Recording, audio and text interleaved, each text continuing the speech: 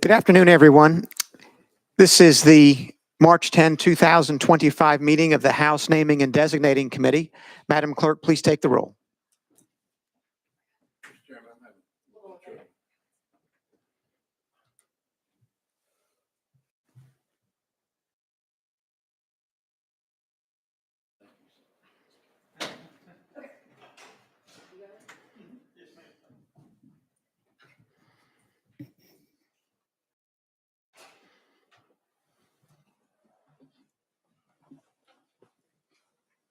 Mr. Chairman, you have 9 members present. Great, we have a quorum. Do we have any personal orders before we get to our calendar? Representative Warner. Thank you, Mr. Chairman. I would like to take privilege and recognize Commissioner Miss Mary Smith from Williamson County. If y'all could make her feel welcome. Thank you, Mr. Chair. Any other personal orders?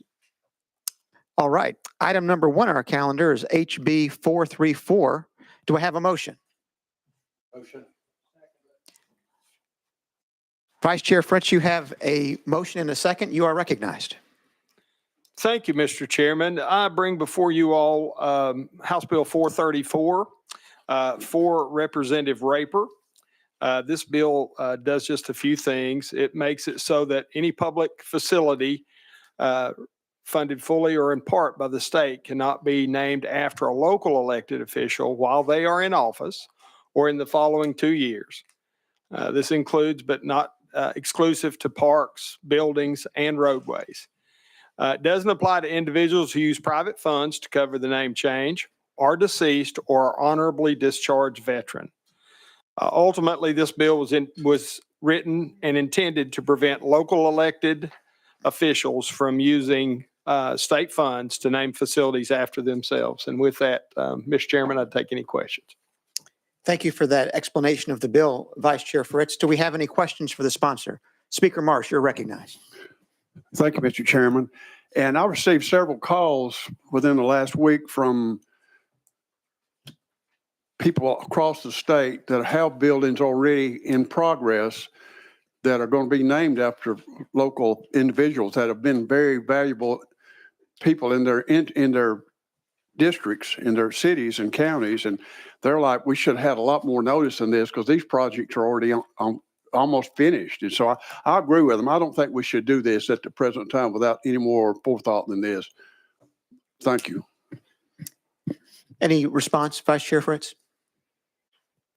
Thank you, Mr. Chairman, and Representative Marsh, I appreciate it. I've got lots of input on this bill, too. This is something that Representative Raper had asked me to carry just before he went out for surgery. Any other questions for the sponsor? Yes, Representative Jones, you're recognized. Thank you, Representative Bull. So when I look at the description of the bill, it says the second part of this is, or if the public official has been convicted of a felony or a crime of moral turpitude. Is that still included in the bill if somebody's been convicted of a felony that they could not have anything named after them, or has that been removed?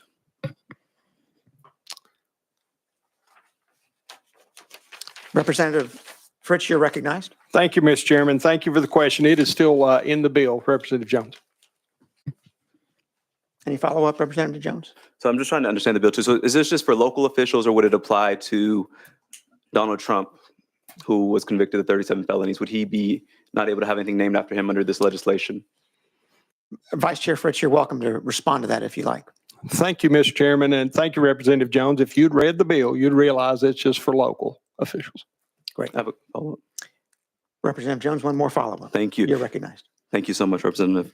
Is there a reason why we're just putting this law on local officials and not state officials who've been charged with felonies, as we will be having a case coming up soon with many of your side of the aisle, or federal officials? Is there a reason why it's just local officials and not if it's state officials or federal officials? Vice Chair Fritz, you're recognized for a response. Thank you, Mr. Chairman. Thank you again, Representative Jones, for the question. I bring to you the bill that I was offered to carry for Representative Raper. Any further questions for the sponsor? Representative Ben, you're recognized. No, thank you. All right. Question on bill. There's a question on the bill has been called. Without objection, we are on the board. Madam Clerk, please open the vote.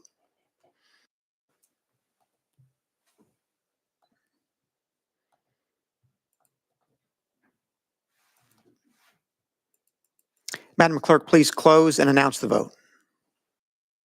Mr. Chairman, you have 7 ayes, 3 noes. The bill goes out to state and local government with a positive recommendation. Next, we've got item 2 on the agenda, HB 217. Do I have a motion? Do I have a second? Wait. Representative Warner, you have a motion and a second. You are recognized on HB 217.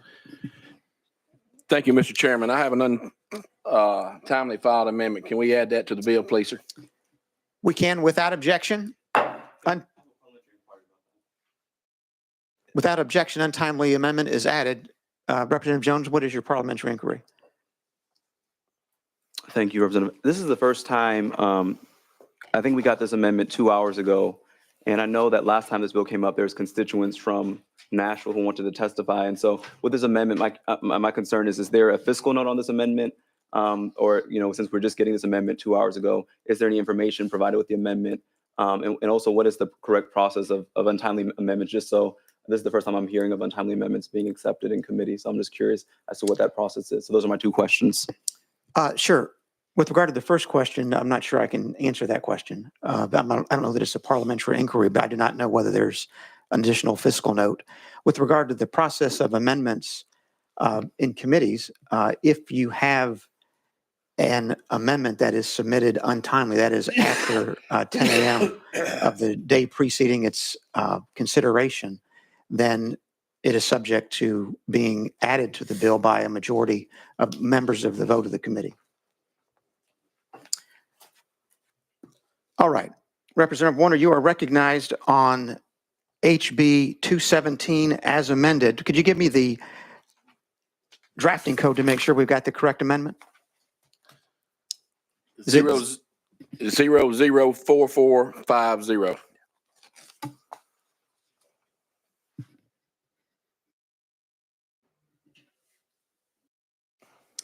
All right.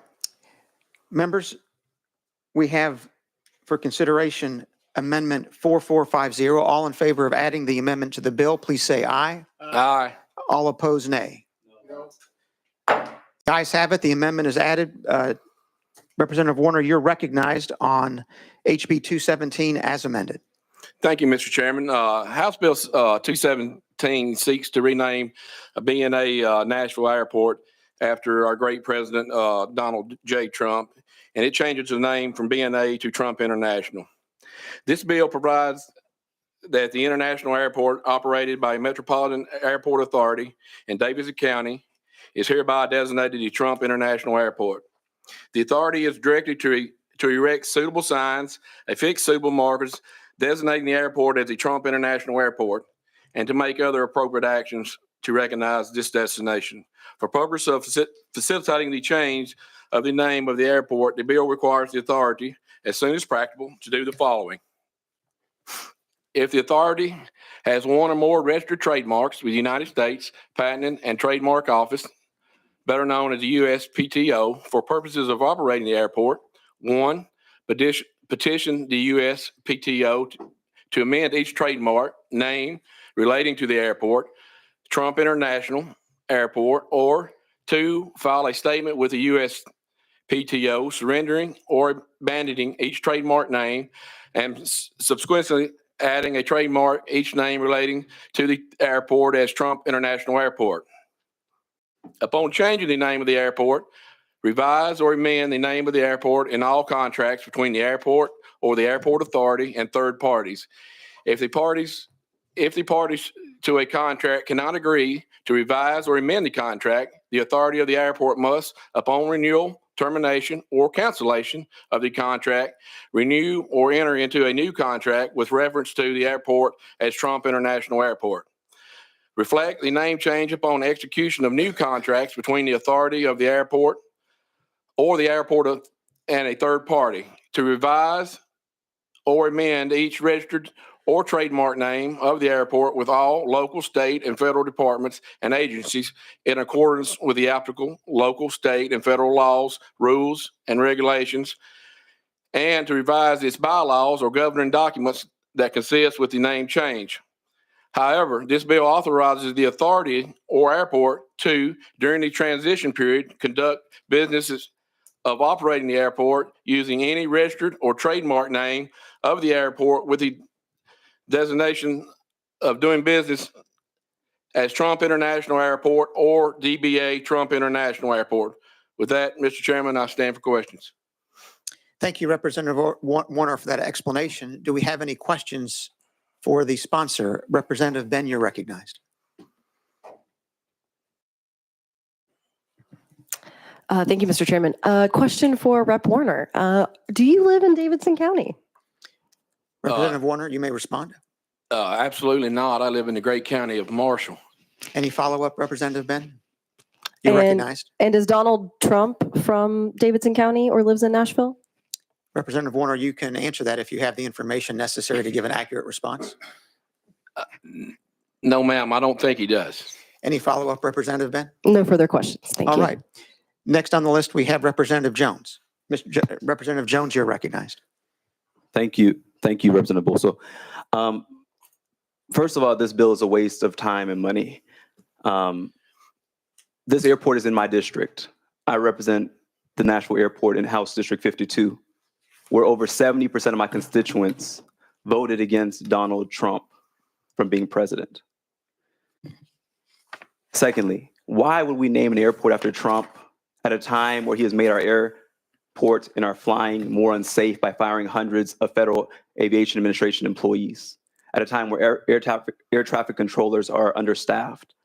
This bill is trolling, but is also an attempt to erase the voices of the people of the Tennessee's 52nd House District. And thirdly, I can't even take this bill seriously because Trump has no connection to our community. Trump has led this nation on the path of shame, on the path of lack of integrity, on the path of recklessness. And thirdly, we have fought so hard to remove Confederate monuments across the state. Why would we erect another one? For a man who has been the Grand Wizard in Chief in Washington, for a man who has attacked the people of my district, one of the most diverse districts in the state. And so I am vehemently against the renaming of this airport. We had some constituents who wanted to testify about this. The bill was taken off notice, now it was brought up again, so they cannot be here. But again, I think overwhelmingly the people of our district are against this. If the sponsor wants to name something after Trump, I might suggest that the city dump, because that's where this vial and this litter and this trash belongs, not on our airport here in Nashville. And so again, I oppose this legislation, and I hope that you would focus on your own district and focus on improving lives of people, and not naming things after people who you idolize, and this form of idolatry of political tyrants and just one of the most shameful people in this nation. Thank you. Representative Warner, you may respond if you choose to do so. Yeah, that was quite long there, Mr. Chairman, and I'll try to respond to a couple issues. First of all, President Trump is the only second president to be elected to non-concurrent terms. I think it was Grover Cleveland back in the 1800s, 1880s. Second of all, President Trump has put America first. When he puts America first, it puts Tennessee first. Okay? President Trump is looking to get Washington under control, something that has been led astray the past 4 years, the wreck that we just got out of.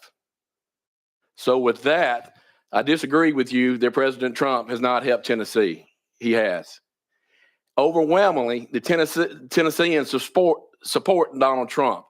He got 65% of the vote the last 3 elections in this state. And the third thing is this state, taxpayers all across this state, give the Nashville Airport Authority the 24-25 budget year, they received $23 million. Governor Lee has proposed $34 million, $11 million increase for the 25-26 year.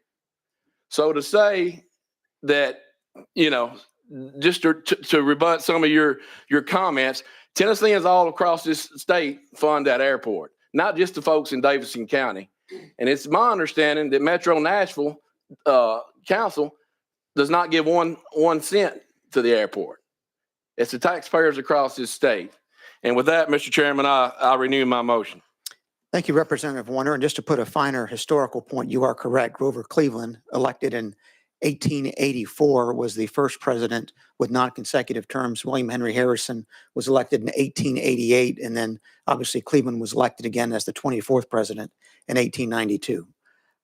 Next on the list, we have Speaker Marsh. Thank you, Mr. Chairman. I think that we should name the LAX or Chicago or Atlanta. BNA is not big enough to have the name President Trump on it. I think that I don't think I can support this because I think that the airport here is not big enough to have the Trump name on it. So I just want to let you know that. Thank you. Representative Warner, you're recognized. Well, thank you, Mr. Chairman, and Representative Marsh. I couldn't disagree with you more. First of all, we don't have the authority to name those airports, but we do here in Tennessee have the authority to rename BNA. And if it's okay, could we go out of session and let legal read the statute where it gives us authority?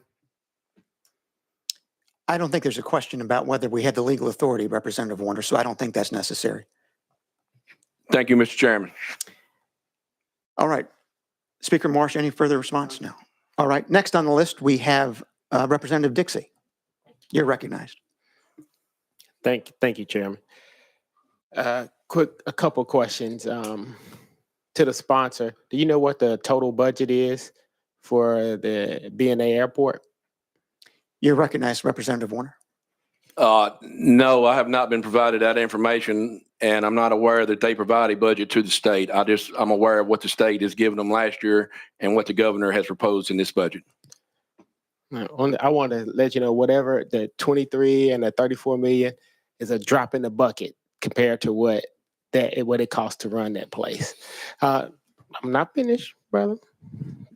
My second question is, can you name any significant contributions Trump has made to the aviation industry? Representative Warner, you can respond if you're able. Yeah, can you repeat that first question again? Second question. Representative. Can you name any significant contributions that Trump has made to the aviation industry? Representative Warner, you may respond. No, not at this time here in Tennessee, if that's what you're asking. Any follow-up, Representative Dixie? I'm sorry, I was going to say not in Tennessee, but in general, because normally when they name airports after people, they have made some sort of significant contribution to the aviation industry. And just one last follow-up question. Have you talked with, well, two questions really. One is, what is the fiscal note? I don't think we ever got to that part of it. And the other part is, have you talked with the FAA and what that cost would incur, or what would the steps be to actually change this? You're recognized, Representative Warner. Thank you, Chairman Bull. So no, I have not talked with the FAA, and it comes with a $10 million physical note that came from the Nashville Airport Authority. I have some concerns with that physical note, and I think it's slightly inflated there a little bit. But the amendment directs them to use the funds that the state of Tennessee and the taxpayers across this state are giving them. Like I said earlier, we give the Nashville Airport $23 million last year. We're projected to give them $34 million if it don't change in the budget this year. Again, that is money that's coming from taxpayers all across this state. All right, thank you, Representative Warner. And I'll simply amplify something that Speaker Marsh said. Obviously, Representative McDowell from North Carolina has filed a bill, House Bill 691, in the U.S. House of Representatives to rename Dulles Airport in Washington, D.C. as Donald J. Trump International Airport. And obviously, D.C. already has one airport named after our 40th president, Reagan National Airport. And I think there is a nice symmetry in having a large national airport such as Dulles named in honor of our 45th and 47th president. But other than that, do we have any other questions for the sponsor? All right, seeing none. Representative Warner, you're recognized. Yeah, I would like to just respond to your comment there, Chairman, if I may. Please. I had reached out to Congressman Ogle's office and inquired before I put this bill back on notice what the chances, where the bill was at, and the bill in Washington does not seem to be moving, and it's maybe doubtful that it gets much traction. With that, Mr. Chairman, I yield back. Thank you, Representative Warner. I'll note that when I checked this morning, it's currently before the House Aviation Subcommittee. So there's been no formal action taken, but it is pending. Vice Chair Fritz, you're recognized. Thank you, Mr. Chairman. And to the sponsor, I appreciate you bringing this. I think it's driven a couple good things. I'm going to vote for your bill. I'm happy to have an America First agenda in Washington, D.C. I agree with you that it drives a Tennessee First agenda and should do that. I think one of the side spins, however this may be voted, Representative Warner, today, is that we forced a conversation over Mr. Berry, whom Berry Field is named for, Colonel Berry. And I would hope that the Nashville Airport Authority is listening to this, however it goes, and do a better job of increasing awareness about that great Tennessean for which that field is named now. And so, again, I appreciate you bringing it in the conversation it's brought forth. Thank you, Vice Chair Fritz. Any other questions for the sponsor? Any objection to the question? Seeing none, Madam Clerk, please open the vote.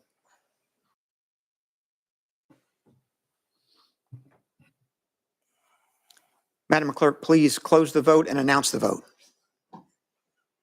Mr. Chairman, you have 4 ayes, 6 noes. The bill moves on to the Transportation Committee with a negative recommendation. Members, that brings us to the end of our agenda. With no further business, the meeting is adjourned and the committee is closed, subject to the call of the chair.